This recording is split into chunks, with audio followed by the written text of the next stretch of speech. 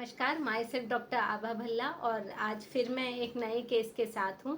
तो सबसे पहले तो थैंक यू सो मच इतना अच्छा रिस्पांस देने के लिए। एंड मेडिसिन में लिमिटेड ही देती थी, मुझे पसंद नहीं आता था मेडिसिन देना, क्योंकि लोग सेल्फ मेडिकेशन करके ना बहुत अपने लिए ही प्रॉब्लम क्रिएट करते थे। इसलिए अब मैं केसेस के साथ आपके साथ सामने हूँ। और रीज़न ये है केसेस देने का कि अगर आपके फ्रेंड्स एंड फैमिली में भी कोई इस तरीके का केस होगा तो आपको भी समझ में आएगा कि हाँ, इसका होम्योपैथिक ट्रीटमेंट पॉसिबल है और आप डॉक्टर से कंसल्ट कर लेंगे।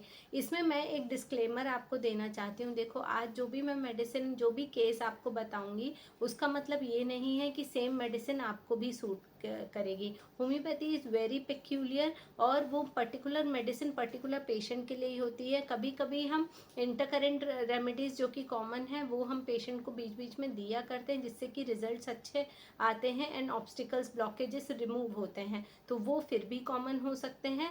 But peculiar medicine her patient के लिए सेम नहीं होती। तो अगर आपको भी जैसा मैं इस केस में बता रही हूँ वैसे कोई प्रॉब्लम है तो मैं मेडिसिन का नाम तो ज़रूर बताऊंगी, लेकिन वो मेडिसिन आप प्लीज़ बिना डॉक्टर को कंसल्ट करके मत लीजिए। ठीक है, तो हम स्टार्ट करते हैं केस से। ये एक केस है मेरे पास। ये लड़की है 24 ओल्ड और ये लड़की मेरे पास रिपोर्ट की थी अपना हाइपोथायराइडिज्म के साथ कि इसको हाइपोथायराइडिज्म है। और मुझे याद नहीं था, ये बहुत साल पहले मेरे पास आई थी, अराउंड 4 to 5 years बैक, क्योंकि उसको चिन पे एक वॉट हुआ था और वो वॉट वायरल दिख रहा था मेरे को। और मैंने उस समय पे मेडिसिन उसको दी थी, तो हार्डली 1 मंथ उसने मेडिसिन ली थी और वो वॉट क्लीन हो गया था। तो इसलिए उसको मुझ पर ट्रस्ट था। तो अभी उसे इशू डायग्नोज हुआ तो वो आई मेरे पास। तो this patient recently suffering from hypothyroidism, कुछ समय पहले ही इसको हुआ था, तो इसने मुझे कंसल्ट किया था। अब मैंने इसकी हिस्ट्री जो ली थी उस हिस्ट्री के अनुसार पेशेंट जो है वो उसका मूड अपसेट रहता था। पेशेंट ना बहुत ही मतलब लोनली फील करती थी और उसे अकेले में रहना और अपने में रहना ही पसंद था। मैंने पूछा ऐसा क्यों, तो बोले मैम 2021 में इसको एक शॉक लगा था, जो कि इसके ऊपर कोई इल्ज़ाम लगाया गया था। इसकी फैमिली में कुछ कॉन्स्पिरेंसी हुई थी, उसकी वजह से इसके ऊपर गलत इल्ज़ाम लगाया गया था। और ऐसे इंसान ने, मतलब रिलेटिव ने इल्ज़ाम लगाया था जिसके ऊपर ये बहुत ट्रस्ट करती थी। तो ये बहुत हर्ट हुई थी उस समय पर और घर पे बहुत ही लड़ाई झगड़ा वगैरह होता था प्रॉपर्टी को लेके। और इसमें एक ये था कि इसको पढ़ाई को लेकर अपने आप को कुछ प्रूव करना था, कुछ बन के दिखाना था, है ना। तो बहुत शांत रहती थी, फ्रेंड्स भी इसके ज़्यादा कोई नहीं थे। इसने बताया था हार्डली एक आधी फ्रेंड होगा, कोई अफेयर भी नहीं था इसका। और इसकी ये ज़्यादा अपनी बातें किसी के साथ शेयर नहीं करती थी घर में, है ना। लोनली रहना ज़्यादा पसंद करती थी, मम्मी से भी बहुत ज़्यादा बात नहीं करती थी। एक दो बार सुसाइडल थॉट्स भी आए थे इसको। और इसको सबसे बड़ा जो वो था, दुख था कि इसके जो ग्रैंड पेरेंट्स थे ना, जो इसको बहुत प्यार करते थे, उनकी डेथ के बाद बचपन से उन्होंने, ये घर की सबसे बड़ी लड़की थी, तो उन्होंने बहुत लाड प्यार से इसको बड़ा किया था। और जब उनकी डेथ हुई उसके बाद से ही ये सब कुछ उसके साथ हुआ था। ठीक है, ग्रैंडफादर को अल्जाइमर्स की हिस्ट्री थी, डायबिटीज़ था और हाइपोटेंशन था, है ना। और ग्रैंडफादर काफ़ी एरोगेंट थे इसके। ठीक है, और इसका, ये काफ़ी इमोशनल लड़की थी। और इसको जो ये फिर रिपीटेडली यही बात बता रही थी कि मैं इसका रिकॉर्ड पढ़ रही हूँ, है ना, कि फैमिली में जो भी डिस्प्यूट्स थे लव्ड वन से, है ना, तो वो उसको काफ़ी परेशान करते थे। और वो बोलती थी अब उसे किसी पर भी भरोसा नहीं रहा है। ठीक है, अब और फैमिली हिस्ट्री मैंने पूछी तो मुझे पता चला कि ये इस लड़की के जो मदर थी वो, उनको भी एलर्जिक राइनाइटिस था, है ना। और कभी कभी स्किन की भी एलर्जी उनको हुआ करती थी। तो मैंने इसको एक डोज, वो पास्ट हिस्ट्री तो मुझे याद नहीं है, मैंने तब का रिकॉर्ड मेंटेन नहीं है मेरे पास कि जब वॉट हुआ था तब मैंने इसे क्या दिया था। और मैंने इसे जो लिख कर दिया था प्रिस्क्रिप्शन वो इससे गुम गया था, लेकिन अभी आगे का मेरे पास था।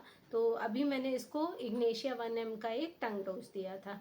ठीक है, देन ये लड़की को इसको ठीक लग रहा था। फिर नेक्स्ट मंथ आई मेरे पास, तो मैंने इसको सल्फ़र 1 mg का टंग डोज दिया, है ना। और फिर 2 महीने के बाद आई, फिर इसको मैंने सल्फ़र 1 mg का टंग डोज दिया।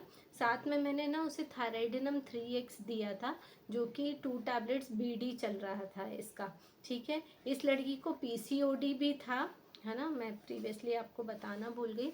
पीसीओडी भी था इस लड़की को, और इसको एमिनोरिया था सिंस 3 मंथ्स, है ना।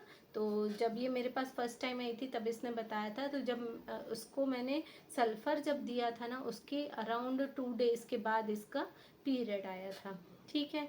फिर उसके बाद ये काफ़ी दिन तक आई नहीं मेरे पास, कहीं उसको बाहर जाना था, तो 2 महीने के बाद फिर आई, तो फिर मैंने सल्फ़र दिया, तब इसको पीरियड आया। और वैसे भी इसका पीरियड का साइकिल ये बताती थी कि अराउंड 30 to 35 डेज़ का इसका साइकिल है, तो इसलिए मुझे लॉन्ग टाइम बाद ही इसको पीरियड होगा ऐसा आइडिया था। बट सोनोग्राफी कराने पे पता चला था कि इसको पीसीओडी है, ठीक है। फिर उसके बाद काफ़ी टाइम तक ये बच्ची बाहर पढ़ती थी, ये बाहर पढ़ने के लिए चली गई, है ना, और कंसल्ट नहीं किया, इसके पीरियड रेगुलर आने लगे थे।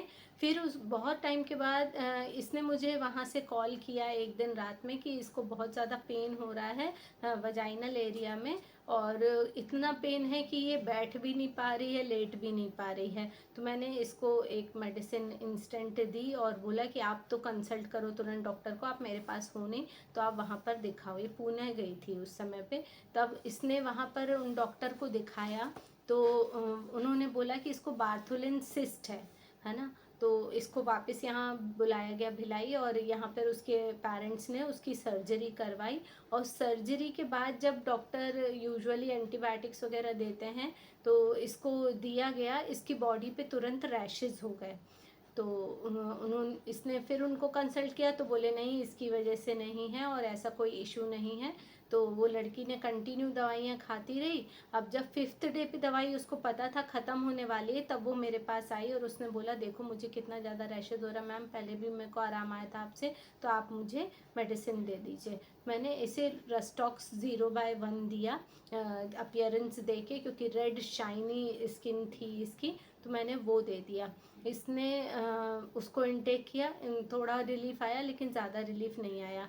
फिर 3 दिन के बाद वो मेरे पास आई, बोली मैम थोड़ा रिलीफ तो लग रहा है, ज़्यादा नहीं है। तो मैंने रस्टॉक्स 0/3 दिया उसको, तो भी इसको बहुत मतलब क्योर वाला कंडीशन पर नहीं आई है। फिर उसके बाद जब ये मेरे पास 1 हफ्ते के बाद आई कि मैम ईचिंग तो अभी भी हो ही रही है, तो मैंने इसकी पास्ट हिस्ट्री खोली, तो मुझे ध्यान आया मैंने इसको सल्फ़र दिया था, तो मैंने इसको सल्फ़र 0/1 दिया।